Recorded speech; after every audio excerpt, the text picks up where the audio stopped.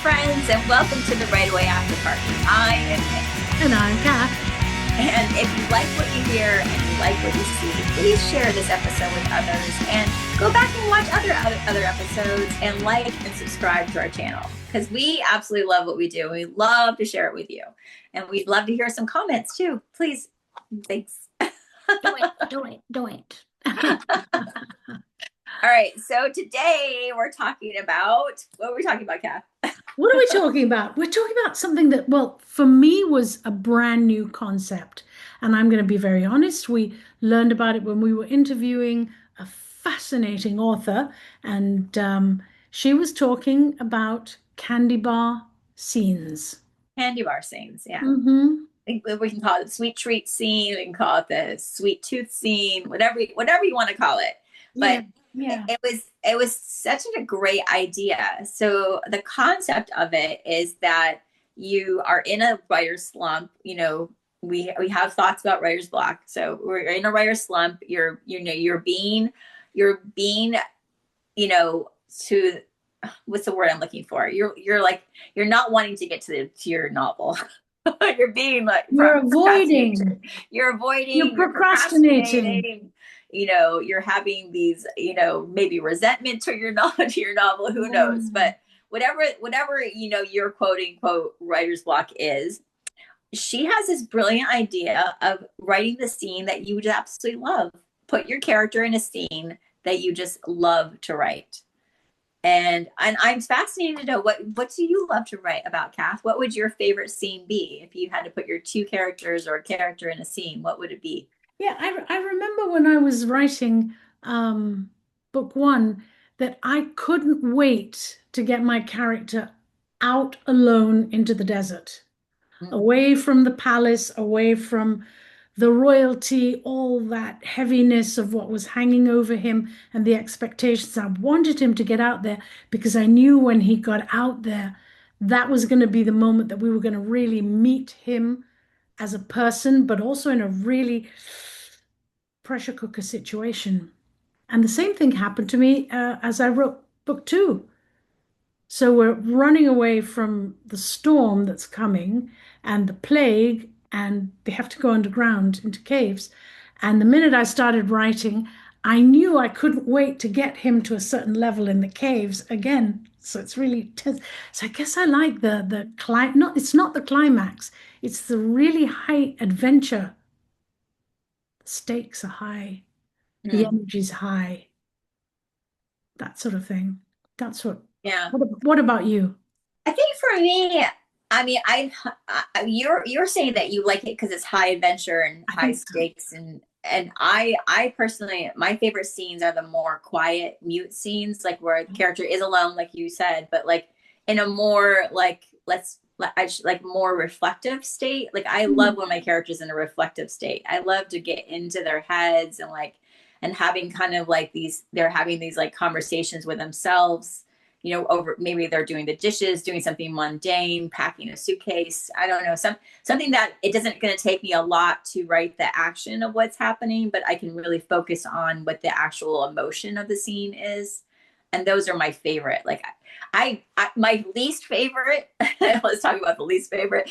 My least favorite when is there's so many characters in the scene and I have to juggle all of them and I have to try to keep, they're like talking over each other and one's doing something and one's doing something and but the point of view characters kind of observing all of it and maybe even intermixing with it.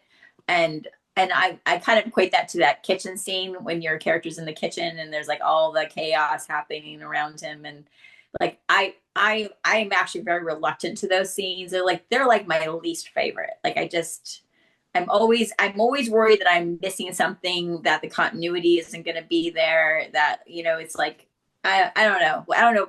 What about you? What's your least favorite? Let's talk about your least favorite scene to write. My least favorite scene to write. Can I come back to that question? I can't think of one off the cuff, but it's a good question. It's a good question. Yeah. Oof. I guess Yeah, yeah. I mean, there you don't really have one off the top of your head that you don't like. not off the top of my head. Um, maybe world building. Mm. Maybe I'm not so good at world building, although I'm good at putting you in a small space, which, for example, let's go back to the kitchen that you just talked about, right? Mhm. I loved opening that door when he opened that door and looked into the kitchen, a place he's never seen before. And then you get to describe very quickly what all the different things are that he sees, but probably doesn't even know.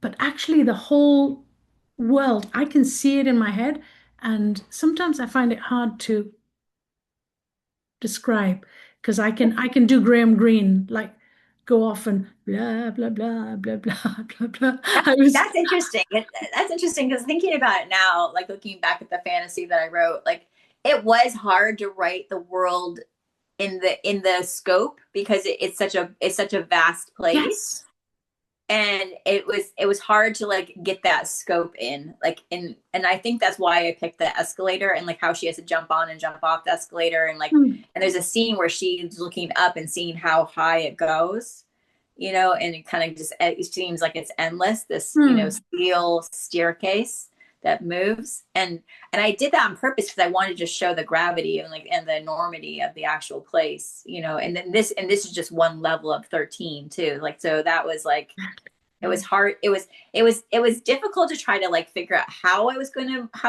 to maneuver that. But once I did, and once I was in there building it, it wasn't as hard as I thought it was going to be. Like, you know, interesting. does that make sense? Yeah, yeah, yeah. Sometimes we think we're painting ourselves into a corner, or we Mhm. avoid it because it just feels really difficult. And once you're in it, it presents itself, doesn't it? Yeah, exactly. I mean, those scenes actually became my candy bar scenes. Actually, writing world building because I just thought it was so much fun. Isn't And then that fun that we're yeah, so opposite? You know, what was it? 2 days ago. 2 days ago, I sat down and I thought, I really want to try my hand at writing a children's book. 500 words, go. And I know the topic I want to write about, and it's a series, so I know I'm very good at the subject matter. And so I'm writing and I'm excited and I've got my character and I've got this and I've got the situation. And suddenly I realized oh, you went sideways. yeah, sorry. Um, and I realized I was 400 words in. And I'm like, wait, but I haven't even got to the action. Yeah. So this is where I say, I do a lot of that, and that's very bad. I think that's why I like the action scene because I can jump in right away and just do it without having to set up this whole pano. Yeah, no, writing a picture book is a whole other like it's such a different way of writing because you have to write in the idea of like, well, I mean that's a whole other segment. but Hey, we've but got time for another segment another day, don't we? We always have time at the Right Away After Party. And I've been wishing that you would do a segment with me about how to write a children's book. okay. Well, we can do that next. We could do that. Yay. Aw, that would be grand. That would be grand. Well, this was a great segment. I really enjoyed Yeah. this one. Yeah. I think it's important. You know, I think I want to find more candy bar scenes too that I really enjoy. I do love those moments too, like just those really emotional moments between your two characters when they kind Yeah. of just Yeah. reveal like secrets or they kind of unveil themselves and you know that the thing that they've been hiding or the thing that's really been bothering them. I love those scenes too. Those are kind of my Yeah. favorite. So one of Right. the novels that I'm writing, that's sort of on and off. It goes hot and cold. It goes into the drawer and then it comes out again. He's blind and she has amnesia. Okay. And she's doing the rehab, he's the physical therapist. So they walk down the hallway and they end up at a painting and he says, read the painting. She goes, what do you mean? Read the painting, tell me. And so she stumbles at first, but then starts, and suddenly this whole new voice comes out of her. And it was surprising to me as well, as she takes him on this trip through the whole sort of arc of the painting. Oh wow. And I it's love just that. really interesting. Reminded me of our interview with this person who told us about the candy bar scenes. She says she now tries to put a little candy bar tidbit in every one of her chapters or scenes or whatever.